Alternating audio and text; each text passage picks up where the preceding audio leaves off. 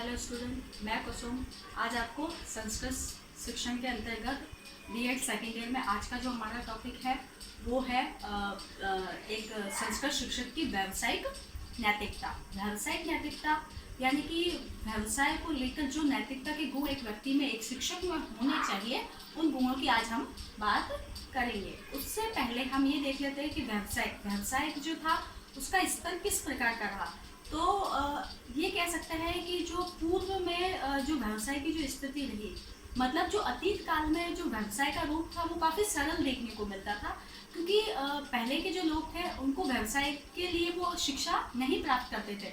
मतलब उनके लिए केवल क्या होता था, उस समय वो केवल पशुपालन करना और कृषि के माध्यम से ही अपनी जीविका चला लिया करते थे। तो वो शिक्षण इसलिए प्राप्त नहीं करते थे कि उन्हें किसी व्यवसाय को करना है, ठीक है। और अभी वर्तमान में क्या चला आ रहा है कि एक व्यक्ति द्वारा शिक्षण किस लिए किया जा रहा है, केवल व्यवसाय को प्राप्त करने के लिए शिक्षण किया जा रहा है, ना कि उसका उद्देश्य ये है कि शिक्षा के माध्यम से वो क्या करे, एक सभ्य इंसान बने। क्योंकि शिक्षा किस लिए, देखो शिक्षा एक व्यक्ति को सभ्य बनाती है। जरूरी नहीं है कि जो भी शिक्षित व्यक्ति है वो हर कोई गवर्नमेंट जॉब करेगा या अच्छा व्यवसाय होगा उसके पास में, ऐसा जरूरी नहीं है। लेकिन शिक्षा सबसे पहले एक मानव को क्या करती है, पूर्ण मानव बनाती है, इंसान, एक सुसभ्य इंसान बनाती है, ठीक है, व्यक्ति बनाती है।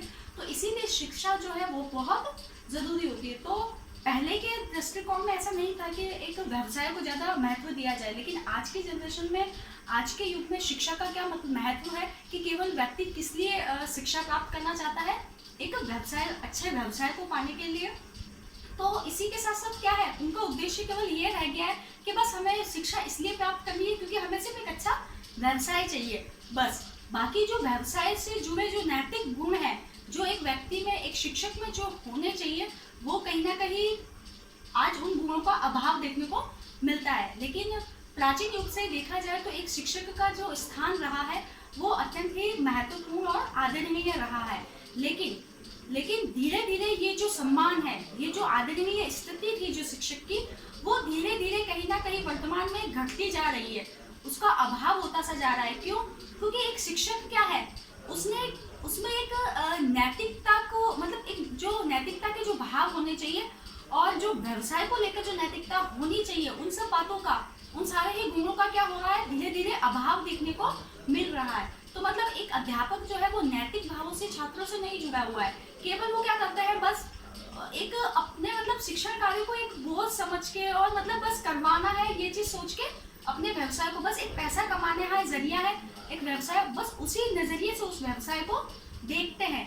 इसीलिए क्या हो गया है कि आजकल के जो युग में है, कहीं ना कहीं एक शिक्षक का जो स्थान है, उसका जो महत्व है, कहीं ना कहीं वो धीरे धीरे कम होता जा रहा है। अब कम क्यों होता जा रहा है? क्योंकि जो व्यावसायिक नैतिक जो गुण है, व्यवसाय, देखो नैतिकता के जो गुण है, जो उसके कर्तव्य है, लेकिन एक व्यवसाय को लेकर आप जिस फील्ड में आप काम कर रहे हो, उस काम को लेकर भी आपके दायित्व है, ये भी एक इंसान को समझना चाहिए। चाहे वो किसी भी जॉब में हो, चाहे वो शिक्षक है, चाहे वो डॉक्टर है, या वो कोई भी जॉब में है, तो उसके अपने जो कर्तव्य है उस व्यवसाय को लेकर वो हर व्यक्ति को एक कर्तव्यनिष्ठ होकर निभाने ही चाहिए।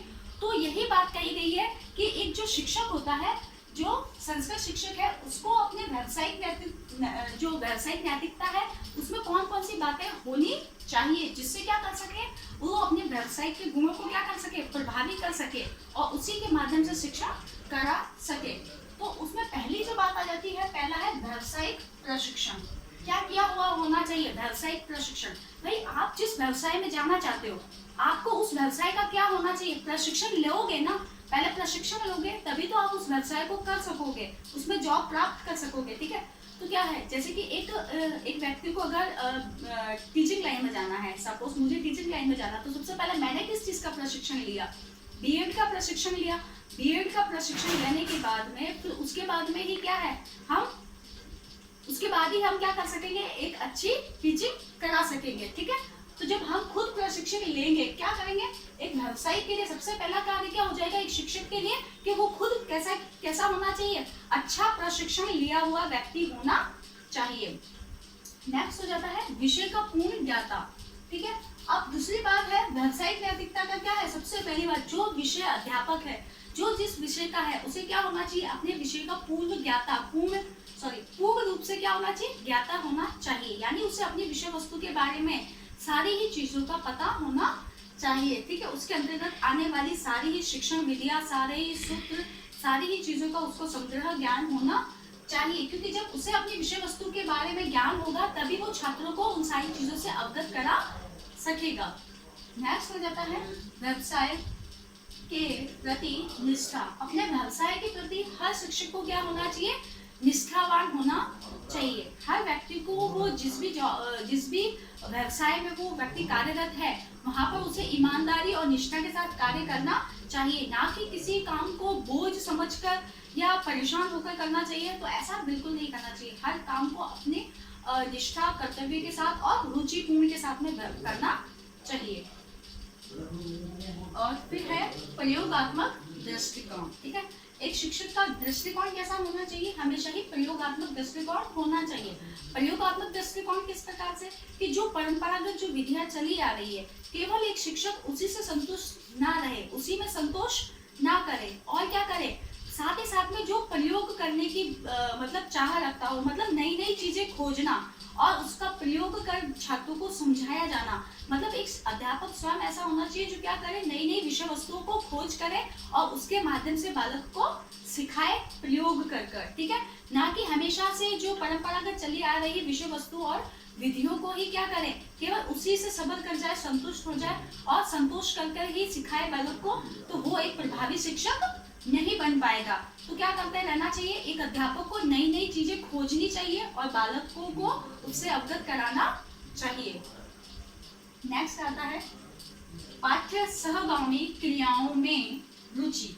एक अध्यापक जो है केवल उसका कार्य इतना ही नहीं है कि वो केवल अपनी विषय वस्तुओं को पढ़ाए, समझाए और बस, उसे क्या करना है, साथ ही साथ में सहगामी क्रियाओं में भी क्या करना है, हिस्सा लेना होता है।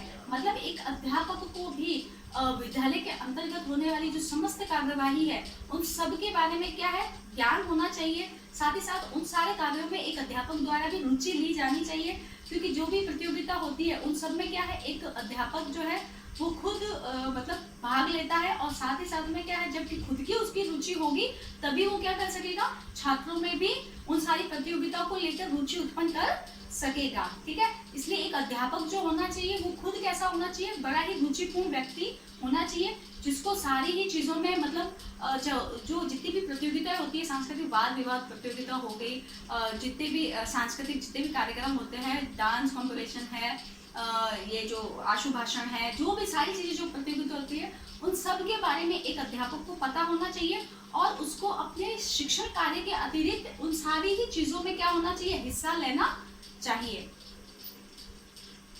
फिर है शिक्षा के उद्देश्यों के प्रति जागरूक। एक शिक्षक को क्या होना चाहिए, केवल शिक्षा करा दी, पढ़ लिया, पढ़ा लिया, प्रशिक्षण ले लिया, इतना काफी नहीं होता है। उसे अपने क्या है, शिक्षा से संबंधित जितने भी उद्देश्य होते हैं उन उद्देश्यों के प्रति हमेशा जागरूक रहना चाहिए।